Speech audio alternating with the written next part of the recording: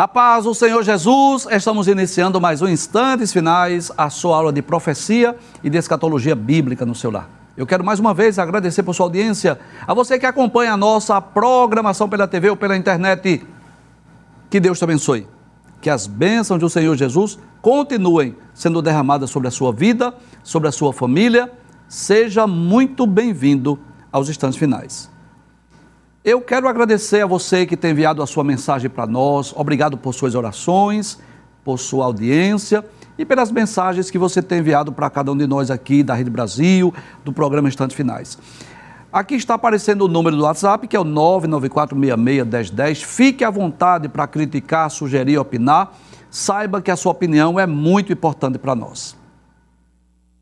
Se você está acompanhando o nosso programa, você sabe que nós estamos estudando sobre visões e sonhos proféticos da Bíblia, esse tema maravilhoso, esse tema extraordinário. E nos últimos programas nós estudamos sobre os seguintes temas. Nós estudamos sobre a transfiguração de Jesus e estudamos também sobre a descida do Espírito Santo. Hoje nós estudaremos sobre o seguinte tema: a conversão de Saulo. Esse tema, essa história tão conhecida, uma das conversões mais extraordinárias da Bíblia. Pode trazer a tela. Todos nós já conhecemos a história de Saulo, né? Este que era um ferrenho perseguidor da igreja, mas como Deus o transformou num pregador do Evangelho, em um apóstolo, no apóstolo dos gentios e também escritor de aproximadamente 50% dos livros do Novo Testamento. Vamos ler a introdução da nossa aula? Nós dizemos assim: em Atos capítulo 9, versículos 1 a 18, Saulo, feroz perseguidor dos cristãos, seguia para Damasco quando foi cercado por uma luz celestial e caiu por terra, ouvindo a voz de Jesus. Saulo, Saulo, por que me persegues? Cego, foi conduzido à cidade, onde permaneceu em jejum e oração por 3 dias.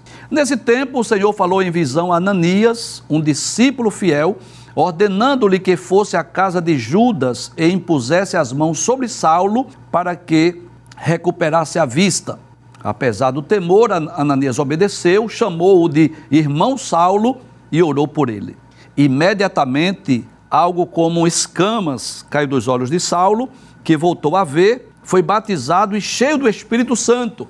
Esse encontro marcou sua transformação de perseguidor em instrumento escolhido para anunciar o Evangelho, como veremos a seguir. Então, que coisa interessante.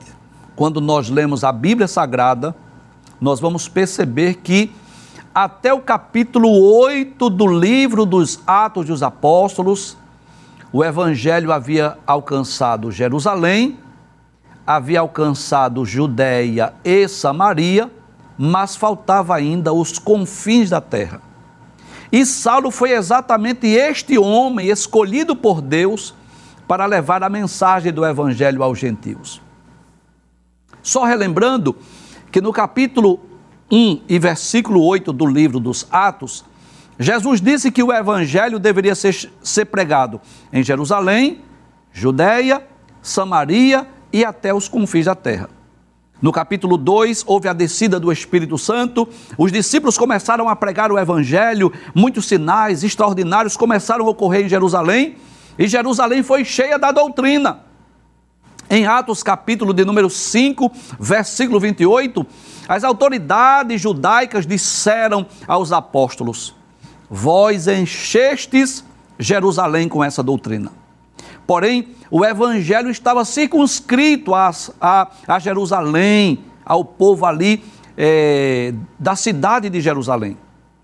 Havia ainda uma má compreensão da universalidade da evangelização.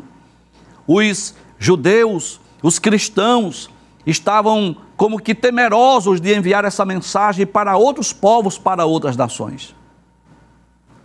E foi no capítulo 7 do livro dos Atos dos Apóstolos que houve o martírio de Estevão. E depois que Estevão foi apedrejado, começou uma grande perseguição contra a igreja que estava em Jerusalém. E como resultado dessa perseguição, o Evangelho começou a sair das cercanias lá de Jerusalém. Por exemplo, lá em Atos capítulo 8, versículo 1, o médico Lucas diz assim: E também Saulo consentiu na morte dele. Dele quem? Estevão. E fez-se naquele dia uma grande perseguição contra a igreja que estava em Jerusalém, e todos foram dispersos pelas terras da Judéia e da Samaria, exceto os apóstolos. Então Deus permitiu a perseguição para que o evangelho saísse de Jerusalém. À medida que os cristãos eram perseguidos, começaram a sair de Jerusalém pregando a palavra. O médico Lucas continua dizendo, no capítulo 8, versículo 4 de Atos: mas os que andavam dispersos iam por toda parte anunciando a palavra. Mas faltava ainda aquela porção territorial, geográfica maior, que era exatamente os confins da terra, que era exatamente fazer com que o evangelho alcançasse o mundo gentil. E quem é que Deus escolhe para esta tarefa, para esta obra? Ele escolhe exatamente Saulo de Tarso, aquele homem que era um ferrenho opositor do cristianismo, aquele homem que era um ferrenho opositor da igreja, aquele homem que havia intentado no seu coração perseguir os cristãos, trazê-los presos a Jerusalém, mas foi exatamente ele que Deus o escolheu para essa grande obra. Vamos ver o texto, veja o que diz a palavra de Deus no capítulo 9 de Atos dos Apóstolos, que o médico Lucas registra acerca de Saulo de Tarso. Ele diz assim: e Saulo, respirando ainda ameaças e mortes contra os discípulos do Senhor, dirigiu-se ao sumo sacerdote. Você sabe, glória a Deus, que Saulo era um judeu, um fariseu, zeloso pela lei de Deus. E ele vai até o sumo sacerdote, que era a maior autoridade religiosa de Judá, de Israel.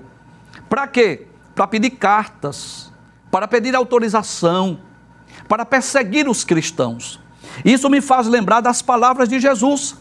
Jesus havia predito isso. Em João capítulo 16, versículo 1, Jesus havia dito aos discípulos: tenho-vos dito essas coisas, para que vos não escandalizeis. Expulsar-vos-ão das sinagogas.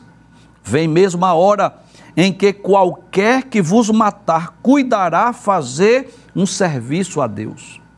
Então, na verdade, quando os judeus estavam perseguindo os cristãos, por exemplo, quando Estevão foi apedrejado, os judeus pensavam que estavam fazendo um serviço a Deus.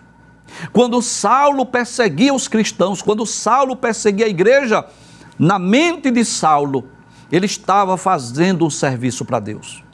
Então Saulo vai pedir cartas, vai pedir autorização, vai pedir ao sumo sacerdote, e pediu-lhe cartas para Damasco, para as sinagogas. Para quê?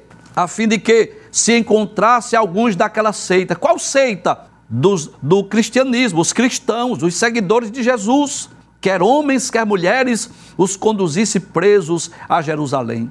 Então Saulo vai agora com as cartas, com a autorização, vai para Damasco. Para quê?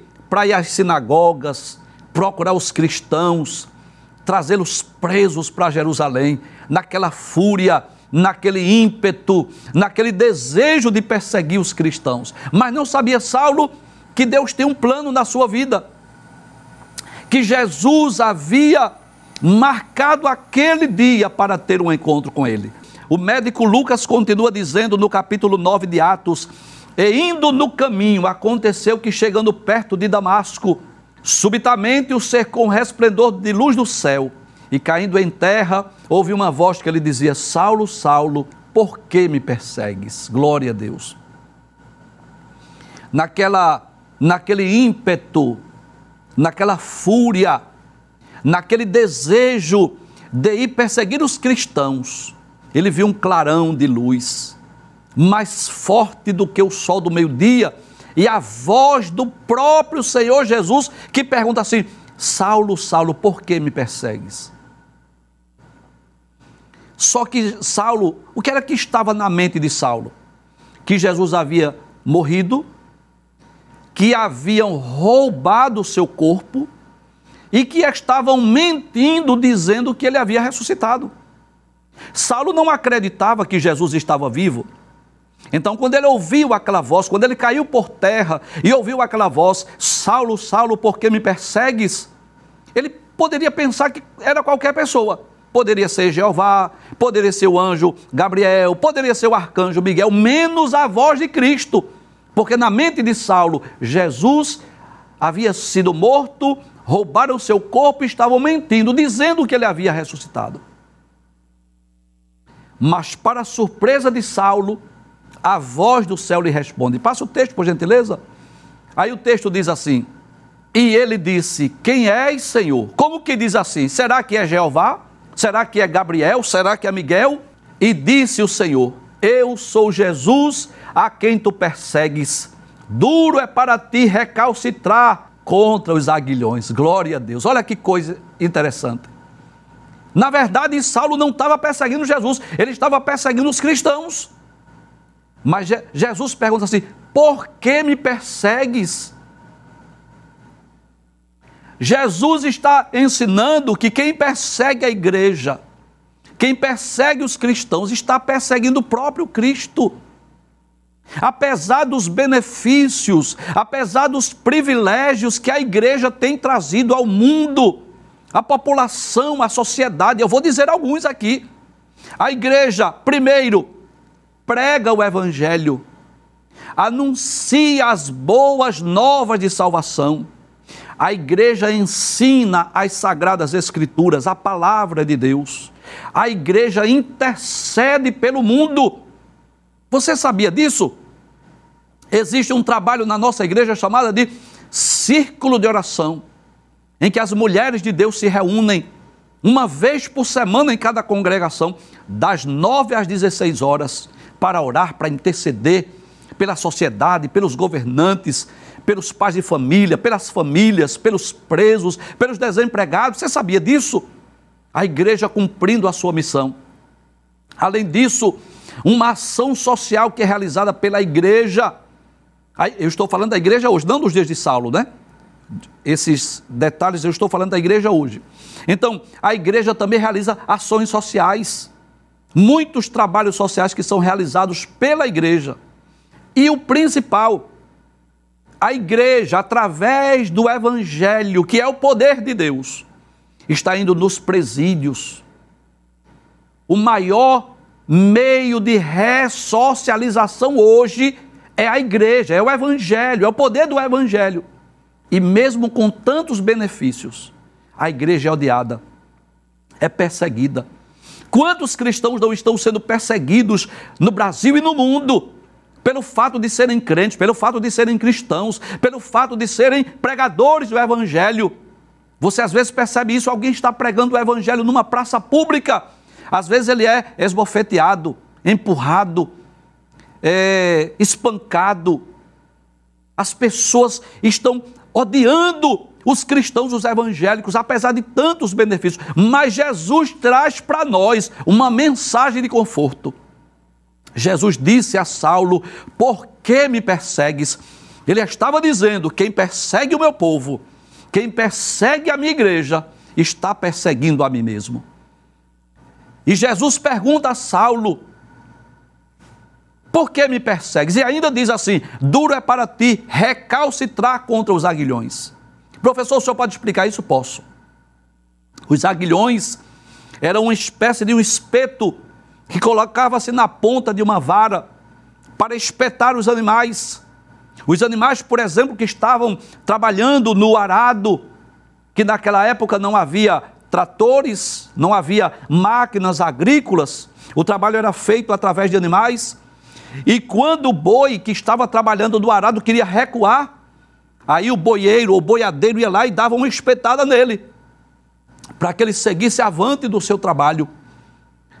Deus se utiliza de uma linguagem, Cristo se utiliza de uma linguagem metafórica para dizer a Saulo, é duro para você recalcitrar contra os aguilhões. Eu tenho uma obra, eu tenho um chamado, e você, se você recuar, você vai sofrer. Glória a Deus. Que voz poderosa!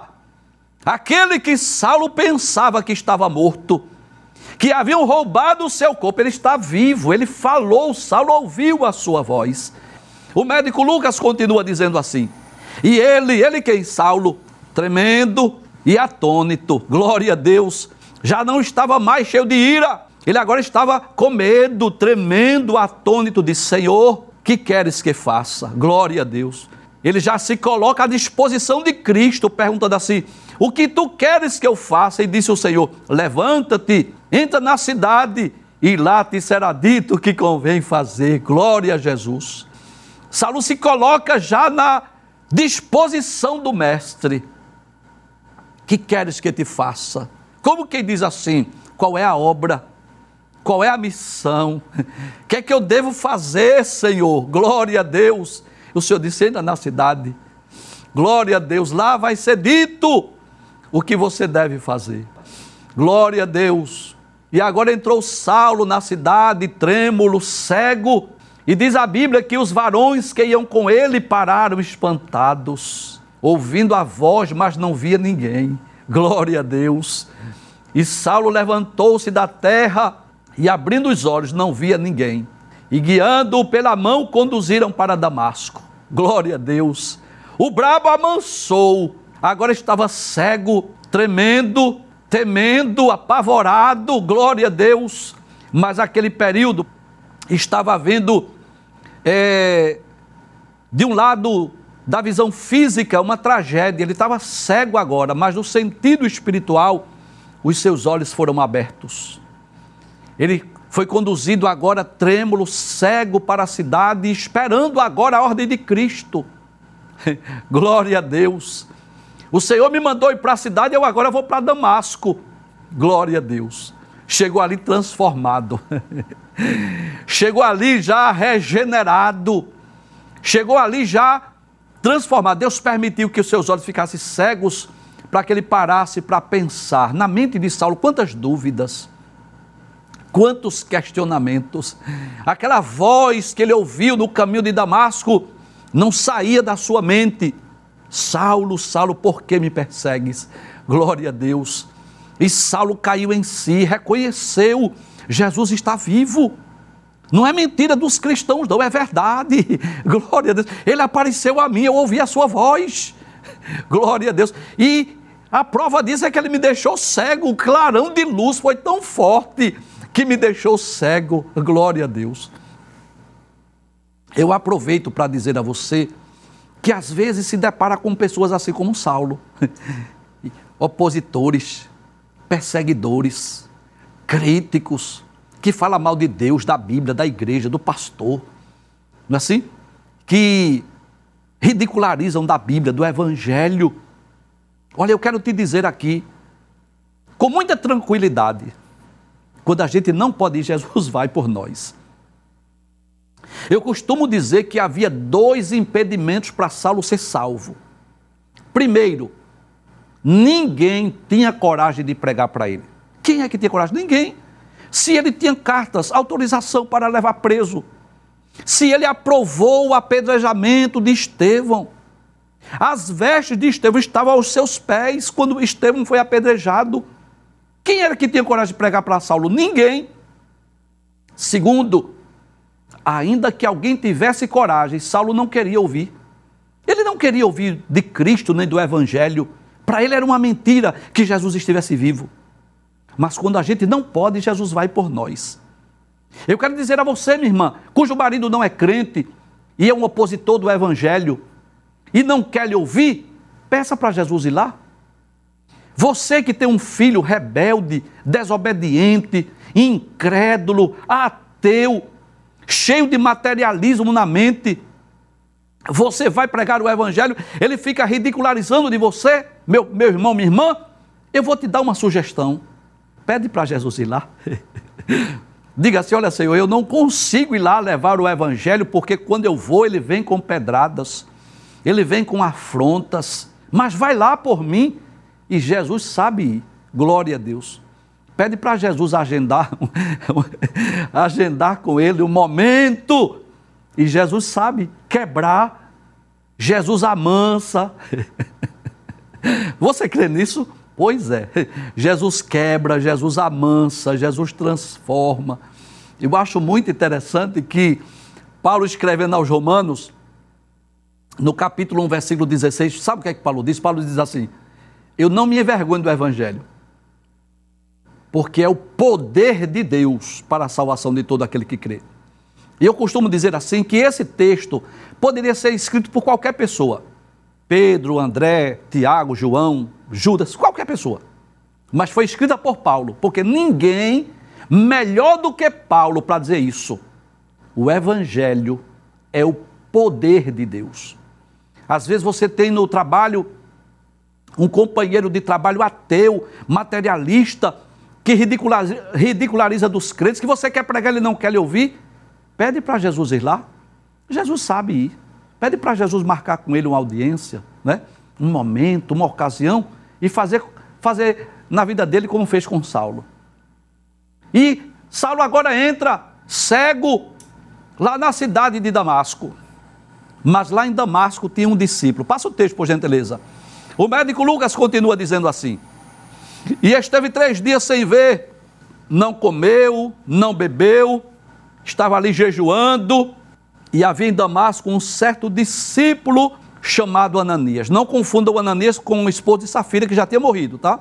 Um discípulo chamado Ananias. E disse-lhe o Senhor em visão. Olha aí, por que é que esse texto está nessa temporada? Não é visões e sonhos proféticos? Olha aí a visão. Teve a visão de Saulo, do clarão de luz, e agora a visão de Ananias. A voz disse assim: Ananias. Ele respondeu: eis-me aqui, Senhor. Que expressão bela, não é? Ananias diz: eis-me aqui, Senhor, eu estou aqui. Pois não, as tuas ordens, pode falar, Senhor. E o texto dá a Ananias uma incumbência.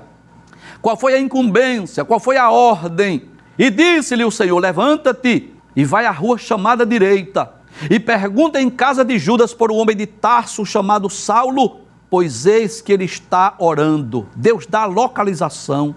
Mas não só isso, Deus diz até o que Saulo está fazendo, para que Ananias não temesse, não ficasse temeroso. Deus diz assim: ele está orando. Mas Ananias não sabia ainda. Ananias ainda não sabia do encontro, da conversão de Saulo de Tarso. Sabia apenas que ele estava na cidade, mas não sabia que ele era crente. Não sabia que ele já era salvo. Aí Ananias temeu. Como eu disse, as pessoas temiam pregar o evangelho para Saulo.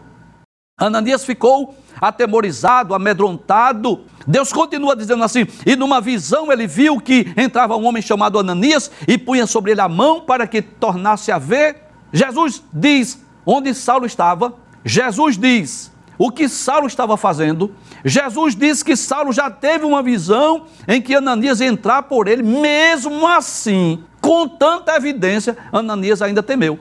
Ananias ainda ficou amedrontado, mesmo diante de tantas evidências. Aí ele respondeu: Senhor, de muito ouvi acerca desse homem. Não havia rede social, mas já havia chegado a notícia: quantos males tem feito aos teus santos em Jerusalém. E aqui onde? Em Damasco, tem poder dos principais dos sacerdotes para prender a todos os que invocam o teu nome. Ananias ficou temeroso. Ficou temendo: como é que eu vou orar por esse homem? Se esse homem tem cartas, tem autorização, se esse homem chegou em Damasco para prender os cristãos, como é que eu vou pregar para ele? Ficou temeroso, mesmo Jesus dizendo assim: olha, ele está orando, ele teve uma visão, ele viu quando um discípulo chamado Ananias ia orar por ele, mesmo assim ele ficou temeroso. E seja sincero, tem obras, tem missão, tem trabalho, tem serviço que Deus nos chama, que nós ficamos temerosos, que nós ficamos preocupados, que nós ficamos amedrontados. Sim ou não? Sim, você já deve ter tido uma experiência como essa.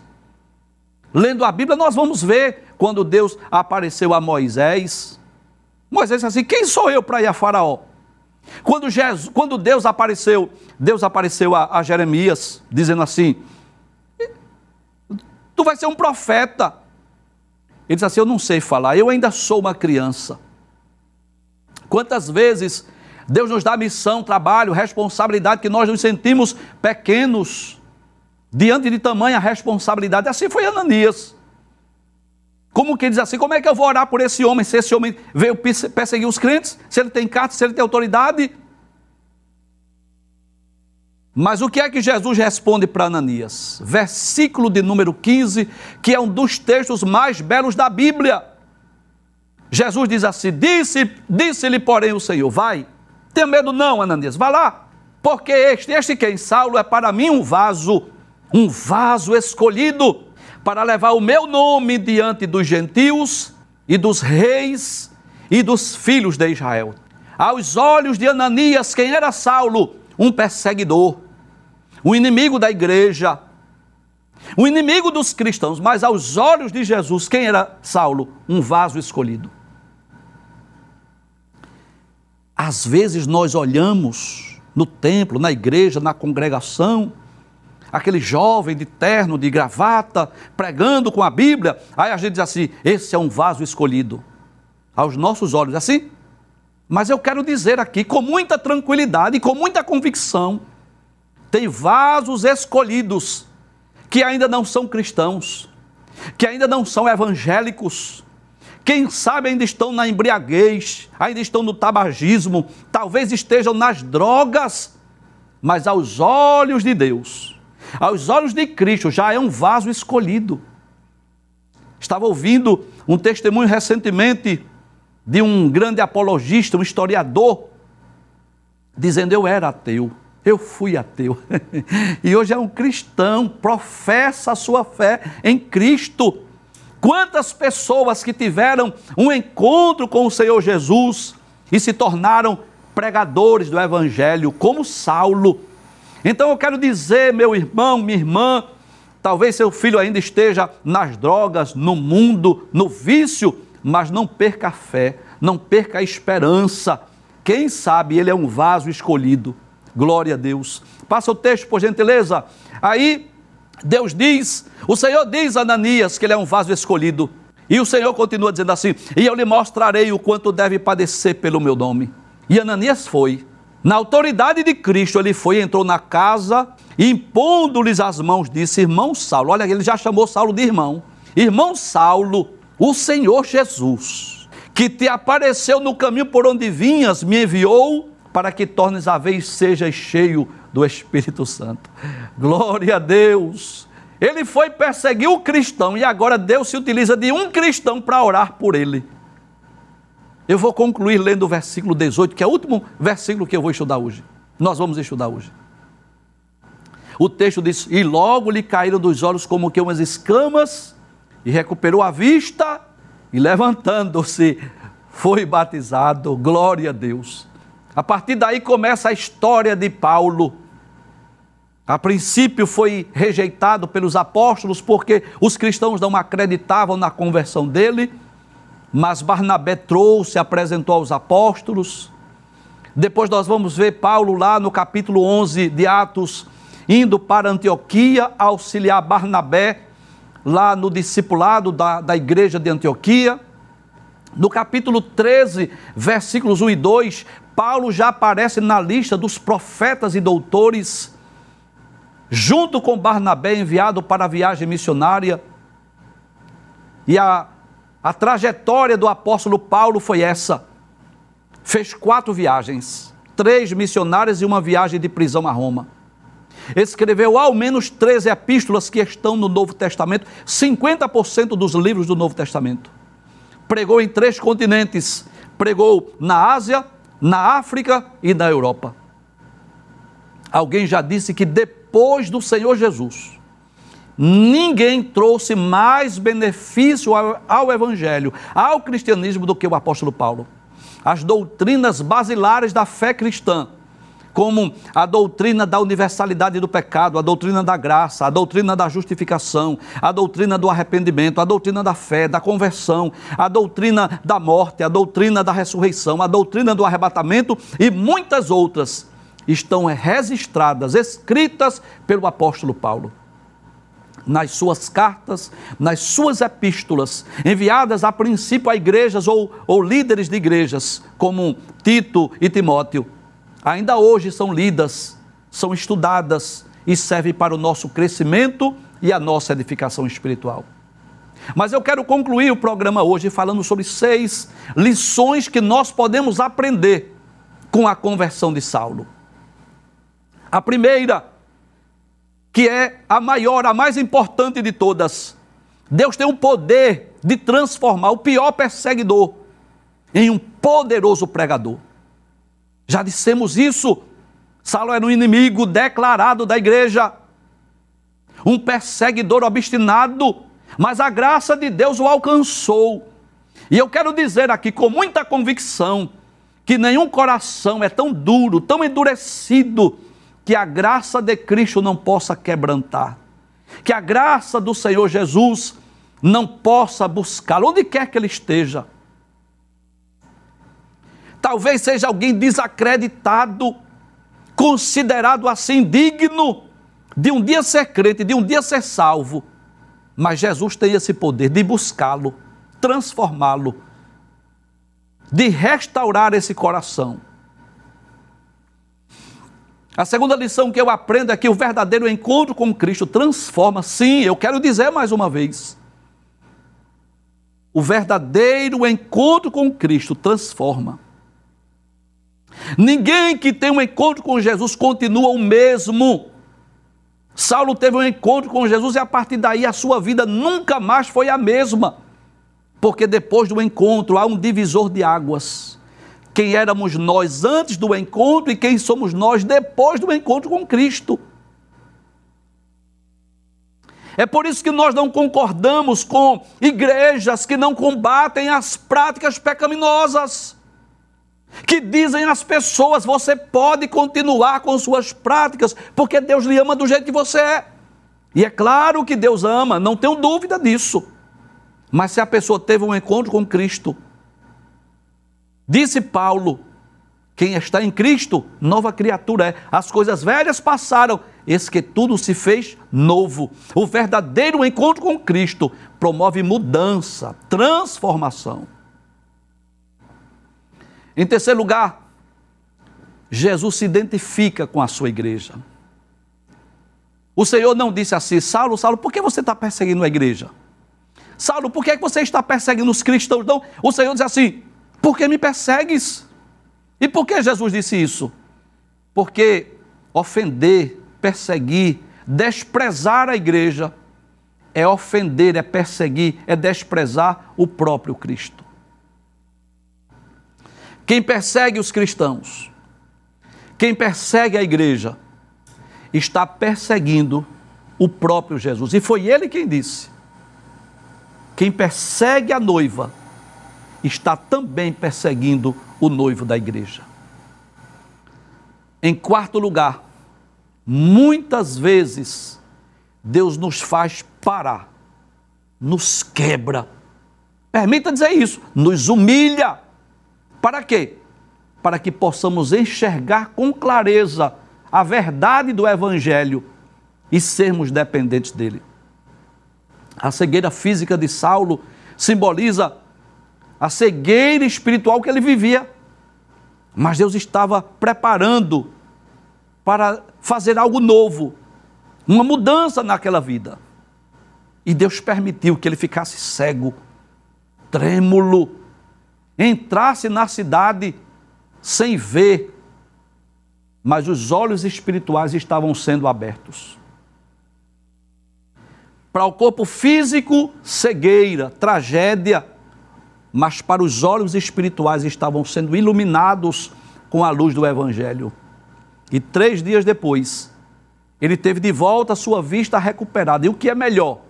A visão física e a visão espiritual. Ele agora era um crente, um salvo, na pessoa bendita de Jesus. Em quinto lugar, Deus se utiliza de pessoas simples. Quem era Ananias? Um discípulo chamado Ananias. Um crente comum, até então desconhecido, mas que Deus se utilizou dele. Ele foi escolhido para ser o canal de restauração, para que Saulo pudesse voltar a ver, para que Saulo fosse batizado e se tornasse um pregador do Evangelho. Deus está à procura de pessoas assim, simples, como Ananias, que estejam disponíveis, que sejam obedientes, que digam assim: sim, Senhor. Então, o Senhor está à procura. Deus se utiliza também de pessoas simples como Ananias. E para concluir, Saulo, aos olhos humanos, um perseguidor, um ferrenho perseguidor do cristianismo, do evangelho, mas para Cristo, Saulo era um vaso escolhido. E eu faço questão de lembrar mais uma vez, que tem muitos vasos escolhidos que nem crentes são ainda, que não são salvos ainda, que ainda estão no mundo, ainda estão em suas orgias, ainda estão na sua cegueira espiritual, mas que aos olhos de Cristo já são vasos escolhidos para serem futuros pregadores do Evangelho.